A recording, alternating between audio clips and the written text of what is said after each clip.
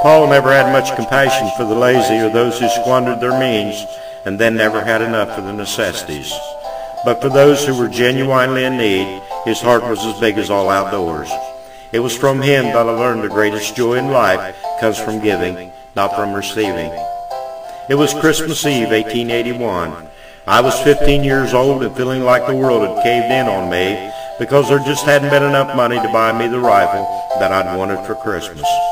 We did the chores early that night for some reason. I just figured Paul wanted a little extra time so we could read in the Bible. After supper was over, I took my boots off and stretched out in front of the fireplace and waited for Paul to get down the old Bible. I was still feeling sorry for myself, and to be honest, I wasn't in much of a mood to read scriptures.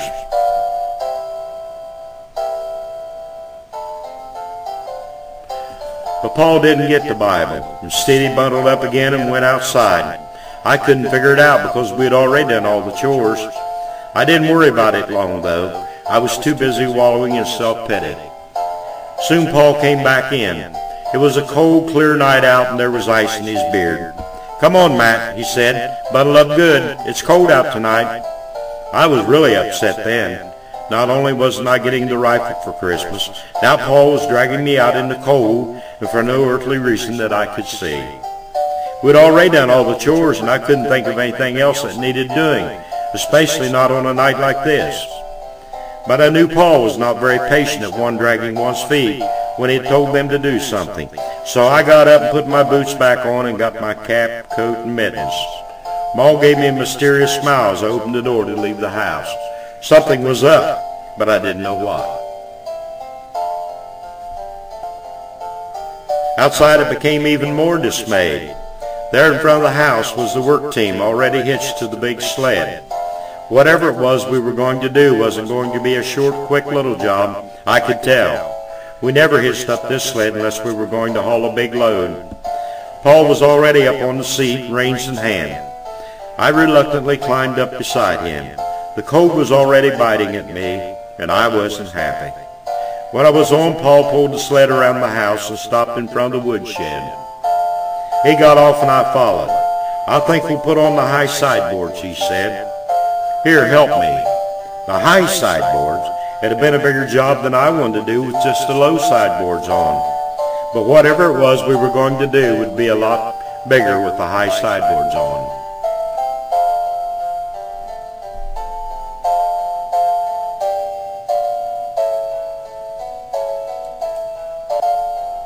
After we had exchanged the sideboards, Paul went into the woodshed and came out with an armload of wood. The wood I'd spent all summer hauling down from the mountain, then all fall sawing into blocks and splitting. What was he doing? Finally I said something. "Paul," I asked, "what are you doing?" "You been by the widow Jensen's lately?" he asked. The widow Jensen lived about 2 miles down the road. Her husband had died a year or so before and left her with 3 children, the oldest being 8. Sure, I'd been by, but so what? "Yeah," I said, "why?" "I rode by just today," Paul said. "Little Jakey was out digging around in the woodpile trying to find a few chips. 'They're out of wood, Matt.' That was all he said. Then he turned and went back into the woodshed for another armload of wood. I followed him.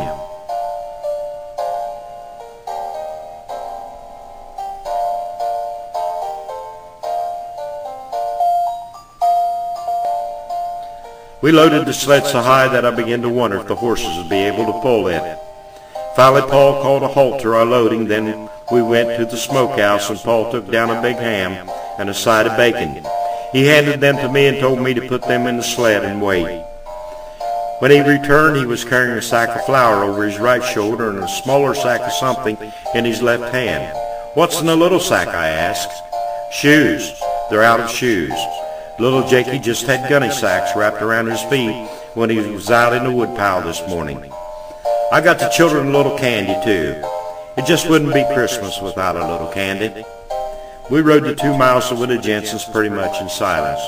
I tried to think through what Paul was doing. We didn't have much of worldly standards.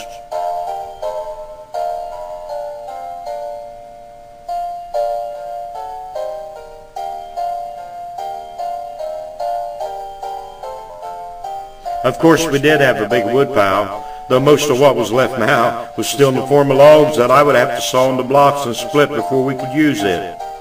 We also had meat and flour, so we could spare that.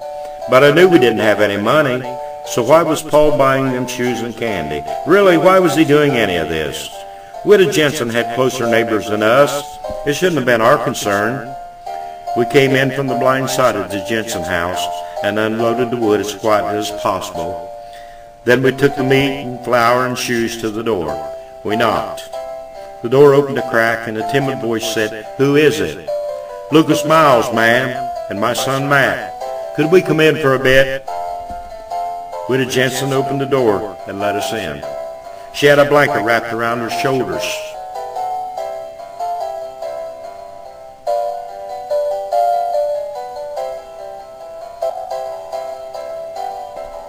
The children were wrapped in another and were sitting in front of the fireplace by a very small fire that hardly gave off any heat at all.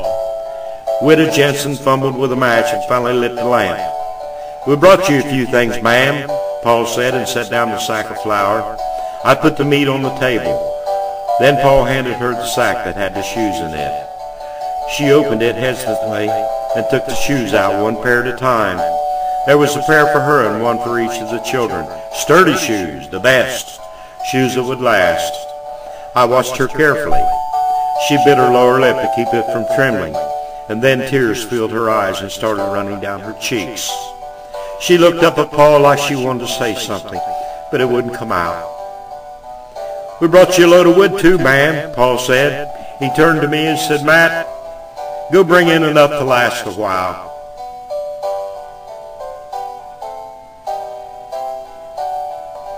"Let's get that fire up to size and heat this place up."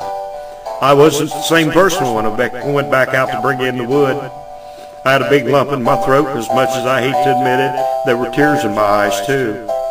In my mind, I kept seeing those three kids huddled around the fireplace, and their mother standing there with tears running down her cheeks, with so much gratitude in her heart that she couldn't speak. My heart swelled within me, and a joy that I'd never known before filled my soul. I had given at Christmas many times before, but never when it made so much difference. I could see that we were literally saving the lives of these people. I soon had the fire blazing and everyone's spirits soared. The kids started giggling when Paul handed them a piece of candy.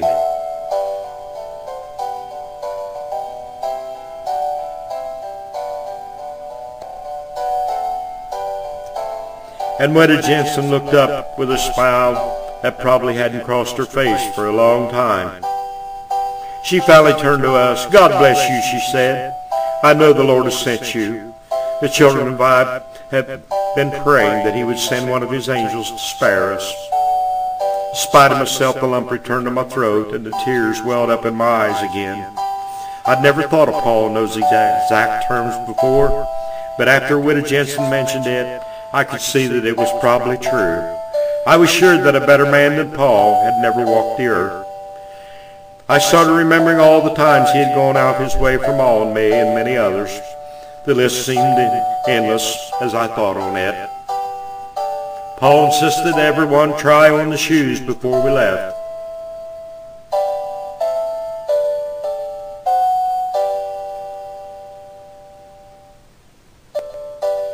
I was amazed when they all fit, and I wondered how he had known what sizes to get. Then I guessed that if he was on an errand for the Lord, that the Lord would make sure he got the right sizes.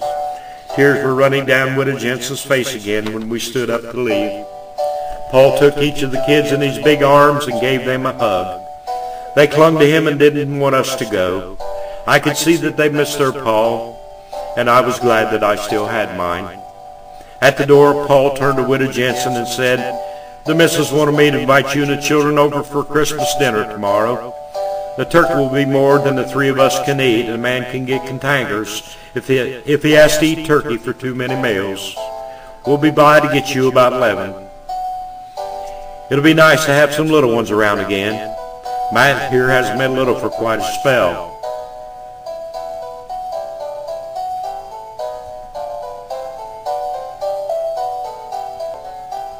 I was the youngest. My 2 brothers and 2 sisters had all married and had moved away. Widow Jensen nodded and said, "Thank you, Brother Miles. I don't have to say, 'May the Lord bless you.' I know for certain that He will." Out on the sled I felt a warmth that came from deep within, and I didn't even notice the cold. We had gone a ways. Paul turned to me and said, "Matt, I want you to know something. Your ma and me had been tucking a little money away here and there all year so we could buy that rifle for you, but we didn't have quite enough. Then yesterday a man who owed me a little money from years back came by to make things square. Your ma and me were real excited thinking that now we could get you that rifle, and I started to town this morning to do just that."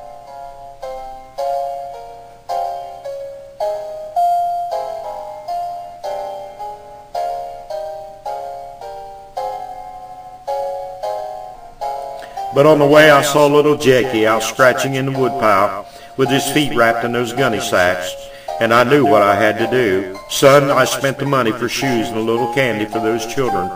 I hope you understand. I understood, and my eyes became wet with tears again. I understood very well, and I was so glad Paul had done it. Now the rifle seemed very low on my list of priorities. Paul had given me a lot more. He'd given me the look on Widow Jensen's face and the radiant smiles of her 3 children. For the rest of my life, whenever I saw any of the Jensens or split a block of wood, I remembered, and remembering brought back that same joy I felt riding home beside Paul that night. Paul had given me much more than a rifle that night. He had given me the best Christmas of my life. Then shall the king say to them on his right hand, "Come, ye blessed of my Father, inherit the kingdom prepared for you from the foundation of the world. For I was an hungered, and ye gave me meat. I was thirsty, and ye gave me drink. I was a stranger, and ye took me in. Naked, and ye clothed me. I was sick, and ye visited me. I was in prison, and ye came unto me." Then shall the righteous answer him, saying, "Lord, when saw we thee an hungered, and fed thee, or thirsty, and gave thee drink? When saw we thee a stranger, and took thee in, or naked, and clothed thee? Or when saw we thee sick, or in prison, and came unto thee?" And the king shall answer and say unto them, "Verily I say unto you, insomuch as you have done it unto the least of these my brethren, ye have done it unto me."